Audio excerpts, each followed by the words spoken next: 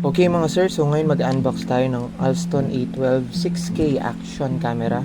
So mga basic features nito, nag-support na siya ng 6K 30fps, meron na ring anti-shake, remote control, and then meron ng Wi-Fi, wireless, and touch function. So touchscreen na siya and dual camera.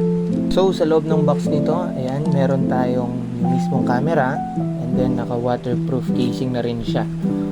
So kasama dito yung mga accessories. Ayan, so yan yung mismong camera. Meron siyang screen sa harap and then syempre merong screen sa likod. So sa loob ng box, meron siyang kasamang 17 accessories at saka yung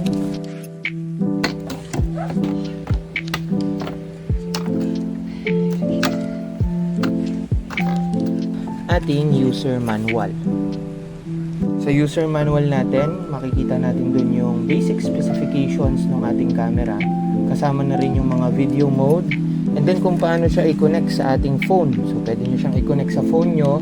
So nung binili ko yung unit ko sa online, tumingin na rin ako. So meron din na silang package kung saan kasama na yung SD card.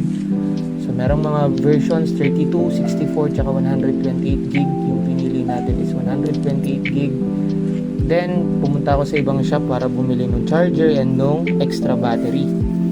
Pwede namang mag-charge doon sa mismong camera pero mas maigi pa rin yung may sarili tayong charger since marami tayong biniling battery. And then external mic kasi yung camera is sinusupport niya yung external microphone function. Ayan, kung makikita nyo, binuksan ko yung ilalim, slide lang naman yan para malak ulit yung lalagyanan ng battery. So may speaker and dalawang button. Okay, then try natin buksan yung letter M. So hold down lang, ayan, magbubukas na yung camera. So malinaw siya actually, so hindi na masama for the price. So very affordable naman. Kasama na po yung memory card pag bumili kayo sa mga online shops kagaya ni Lazada at saka ni Shopee. So para mailipat yung view ng camera from back screen to front screen, arrow down lang, press lang.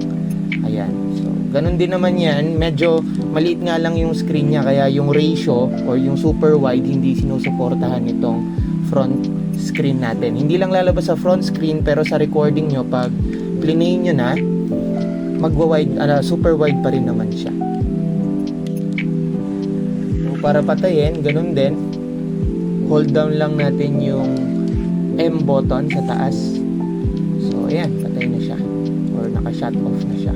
So ito nga pala sa gilid yung ating micro USB para sa ating external mic and then type C para sa charging and sa data transfer and then yung lalagyanan ng SD card.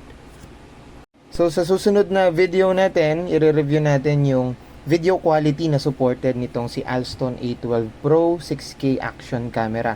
So bukod kasi sa 6K, meron siyang 5K, 4K, 1080p and 720p sa iba't ibang level ng FPS. So 60 and 30 FPS yung supported nitong si A12 Pro camera. So mga sir, hanggang dito na lang muna. Kung meron po kayong mga questions, concerns about this unit, and kung ano pa po yung mga request nyo na gusto nyo makita about this Alston A12 Pro action camera, comment na lang po kayo and like and subscribe.